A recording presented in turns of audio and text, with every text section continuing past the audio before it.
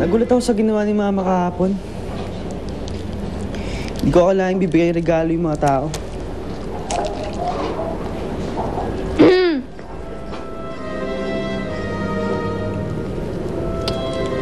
Pero nakita mo ba yung itsura ng mga tao? Anong una nilang pagkakita sa mama mo? Napansin mo rin? Tataka nga ako eh. Para bang natakot sila. Alam mo ba kung bakit? Ano kasi? Sabi kasi sa akin ni Chang, kamukha daw ng mama mo yung dating kilalang mangkukulam dito sa bayan na to. Ano sabi mo? Kahawig ni Mami mangkukulam? Ano eh, pangalan niya daw, Melina. Melina?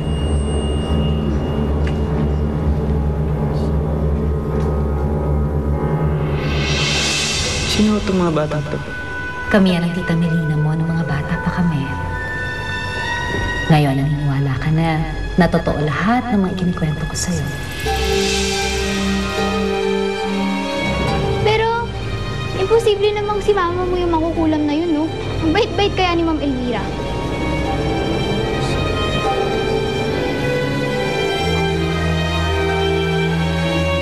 Maiwan muna kita dito. Pupunta muna ako sa dating bahay namin ni Melina sa Gubat. May kukunin lang ako. Para saan po? Kailangan ko maghanda ng mabuti. Ngayong nakilala na ako ng taong bayan, mas magiging makabuluhan na ang buhay natin. Ang buhay ng lahat.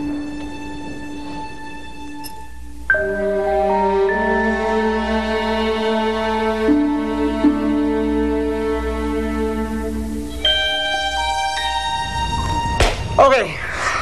Dito na natin tapusin to. Romana,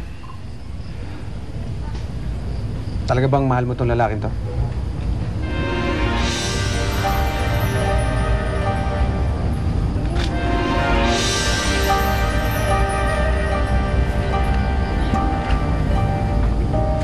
Huwag ka na magsalita.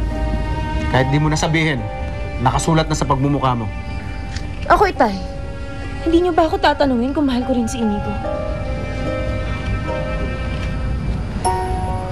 Kahit hindi niyo ako tanungin, kahit wala kayong pakialam sa nararamdaman ko, sasabihin ko pa rin, mahal ko si Inigo. At tulad ni Romana, mahal ko rin si Inigo! Anak. Pakinig ka sa akin. Pero hindi ikaw ang mahal ni Inigo. Hindi ikaw. Hindi ko isusuko si Inigo, Itay. Mahal ko siya! Pero alam mo, may mga bagay na dapat isakripisyo mo para sa kapakanan ng iba. Sila magiging masaya habang ang buhay ko miserable. Ako nasasaktan, sila masaya. Itay, kailan niyo ba ako hayaan maging masaya?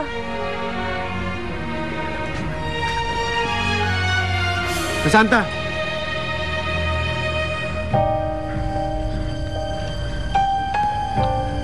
Yan na, Romana.